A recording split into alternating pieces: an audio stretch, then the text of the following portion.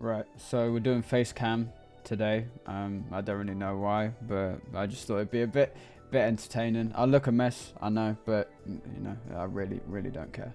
So I just wanted to talk briefly about the bronze bomber Deontay Wilder, who I guess we're gonna assume now that he's retired. Hopefully, please, because that Zhang performance was scary to say the least.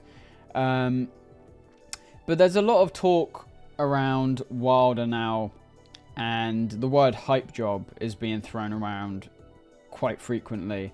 And I look at Wilder, it's funny, him and Fury were like the perfect pairing in many ways, because they were really similar.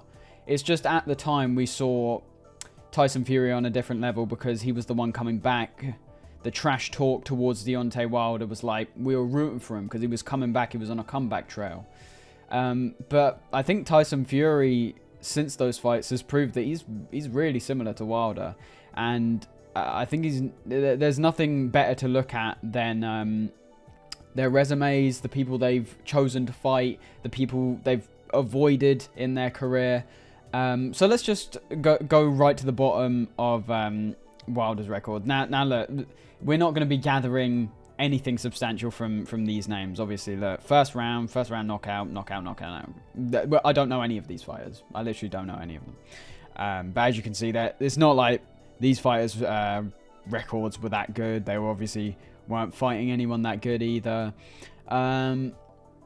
So you see a large amount of these fights knockovers. I mean, he's knocking them over first round. He's just getting rid of them, and these are not formidable opponents at all. You can see that a mile off. But that's the thing about Wilder. He was managed so unbelievably well, to where the public were fooled into thinking that he was a lot better than he actually was. I mean, the first notable win we've got here, the one that I recognise at least, is Audley Harrison. And Harrison was stopped in the first round. Now, I only know Audley Harrison because of his absolute stinker of a fight with David Haye, where they just did nothing for the first 2 rounds, and then Haye got him out of there.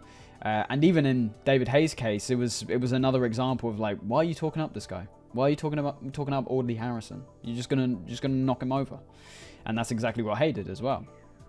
So that's the first notable win I can see in his career. We obviously have Malik Scott, who many people, and I think the same. When you look at that fight, he took a dive.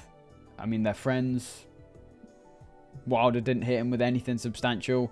Malik Scott is, I mean, I've seen 2 of his fights, 2.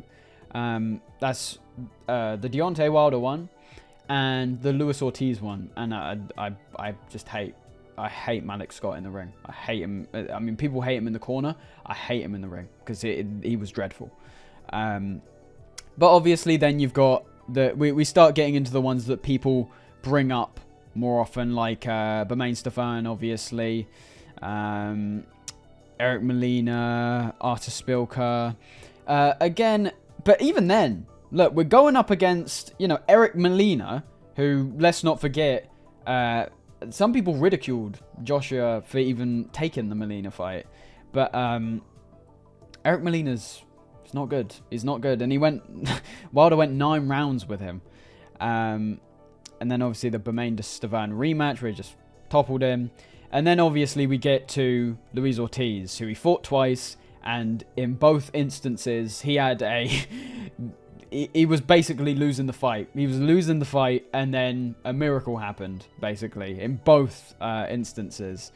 I think Luis Ortiz is the best one to look at, where the cracks were starting to form with Wilder. We can't underrate the punching power, but the punching power is literally all Wilder has. And I mean, that's a lie. he's got an immensely hard punch, and he's a very good athlete. You know, people like to make fun of his legs. I mean, he should do leg day one day at least. But he always looks in good shape, and we saw the peak. I think we saw the peak of Deontay Wilder in the Tyson Fury fights, and you know, people like to say, you know, look at what Wilder did since then. Fury's wins against him mean nothing. They do mean something. If you can't identify that Wilder was a different fighter between the Fury trilogy and his fights with like Zhang and Parker, you're blind. You're just blind. He was not the same fighter whatsoever. He honestly, the amount of heart he showed in the Fury fights was insane. Now you can start picking apart like, oh, if you can pick apart Tyson Fury, I think, by going like, if you're this defensive genius that people are painting you out as, how are you getting hit with those right hands? Because when you look at Parker's fight, the way he dealt with Wilder was just miles above Fury. I mean, I don't think Wilder was, I don't think he was wanting to throw that right hand anywhere near as much as the Fury fights, obviously. But I think you can't write off Parker's performance at all, I don't think, because Parker, he just nullified it complete. You could see it. You could see how he nullified the right hand, and he just danced around him all night. Terrible fight, but anyway. But Deontay Wilder, at this point in his career, after losing to Fury twice, losing to Parker unanimously, and getting flattened by Zhilei Zhang, people are starting to now call him just a straight-up hype job. And the sad thing about Wilder is, I think historically in boxing, in the future, I think he will be seen as that. I think he'll be seen as a devastating puncher who was a bad boxer. That might sound a bit extreme, I know, but Wilder will be remembered, as will Fury. Fury's obviously a lot better, but I like to say that despite the amazing performance from Usyk in the undisputed fight, that's historical. The undisputed fight is historical, but you sort of have these era-defining fights between generations of boxing, and I think in terms of the last generation of heavyweights, it probably would be the undisputed. I think it would be things like Lennox Lewis, Evander Holyfield, things like that. But in terms of this generation of heavyweights, I don't think anything comes close to the Fury Wilder trilogy. I think those three fights, and perhaps especially the third one, those are going to be the ones that this generation is remembered for. So Wilder's cemented himself in boxing, without doubt. And he's put in some really good performances, some really exciting fights. But I think, sadly, from how he was managed, he never got a chance to capitalize on his true potential. And kind of what I'm referring to is the Anthony Joshua fight. I feel like if Wilder took that Anthony Joshua fight when it was on the table, and I shouldn't say that, because I don't think it was Wilder. I will put that out there now. I don't think, because during that patch of time, we can't forget, the Wilder we have now is not the Wilder that was fighting Tyson Fury. He was almost a completely different person. And I don't think Wilder would have been scared of any man, let alone Anthony Joshua. I think he would have felt more confident to beat Anthony Joshua than he would with Tyson Fury. I think people have to realize his management played a very key factor in the people he fought, the times he fought them, things like that. Let's not forget, they went after Tyson Fury on his comeback trail because they thought they could beat him. And after that first draw, which should have been a win, we all know it should have been a win. After that draw, it was like he was trapped. there's no escaping, and Tyson Fury obviously came in and decimated him. But if we had a different timeline where Wilder was paired up with just better management, a better promoter, let's say there wasn't any beef between Wilder and like Hearn, I think Hearn would have done wonders with Wilder in his prime, because his last two performances, it's such a shame that in his last two fights, he's finally been given a level up, been put against opponents that are, you know, sort of around the same level as someone like Tyson Fury, and he's been decimated because he's at the tail end of his career. I never understand that. Why when you've got a fighter in their prime, why would you make them avoid the big fights? That's when you want them getting in there. And that's obviously why we've never seen, and we probably never will see, Anthony Joshua versus Wilder. It was an amazing fight. And the promoters robbed us of it. Simple as that. So, to summarize, I don't think Wilder is a hype job on paper. He's had some okay wins. Nothing that all of his wins are unfortunately things that aren't going to be remembered. Wilder's going to be remembered as having a really hard punch, but against, who did he actually detonate on and won? You know, he detonated on Fury, but he still lost.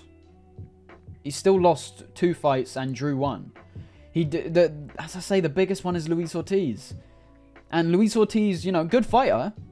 Don't underestimate that. But again, it's another one. You look at his record and you go, oh, this is your best win, really? You know, for someone that was talked up as much as Wilder, his best win is Luis Ortiz. So I think Wilder is a hype job when looking at it, but I just think if he was managed better, he was given the fights when they were at their peak, got in fights when he was in his prime, but fought Anthony Joshua in his prime. We can't judge Wilder on how he was in the last 2 fights, is basically all I'm trying to say, because he's a different person. I think if Wilder's management put him into big fights against people like Joshua, Joyce, people like that, I think if he was put in those fights earlier, when he was in his prime, before he took the beatings from Tyson Fury, I think he would be remembered a lot more. I think he'd be remembered a lot more fondly. Unfortunately, Wilder is going to be... it'll probably be known as the guy who gave Tyson Fury really hard fights, but lost. And a guy who had a really hard punch, but detonated it against opponents that were not world level. Were not like the cream of the crop. And Wilder was painted out as the cream of the crop. And he unfortunately never really got the chance to prove it before it was too late, really. Those Zhang and Parker performances were just they were the proof, really. Parker, you sort of thought, or at least I thought maybe it was just the styles not matching up. Parker's this swift mover, whereas Wilder tends to detonate really well on bigger, more stockier opponents that don't have as much head movement or movement in general. But Zhang was like, that was the last straw, basically. So you watch the fight with Zhang. I'm sorry, if the Wilder of old was in there with Zhang, I'll say it, I think he would win. Because you just look at Zhang and he had no head movement whatsoever.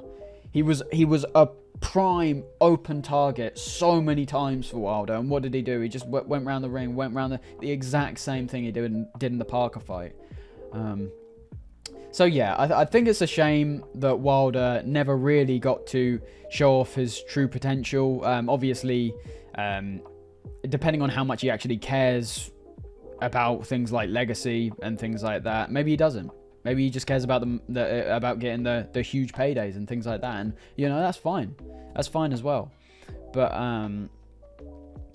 yeah, I think I found that Zhang fight really hard to watch, because I just all I had in my head was like, Wilder's definitely someone who I rate a lot better than a lot of people do now. But he's at that stage in his career where he just left it too late. He didn't jump on the opportunities when he was in his physical prime, and when he actually had a chance against people like Anthony Joshua and things like that.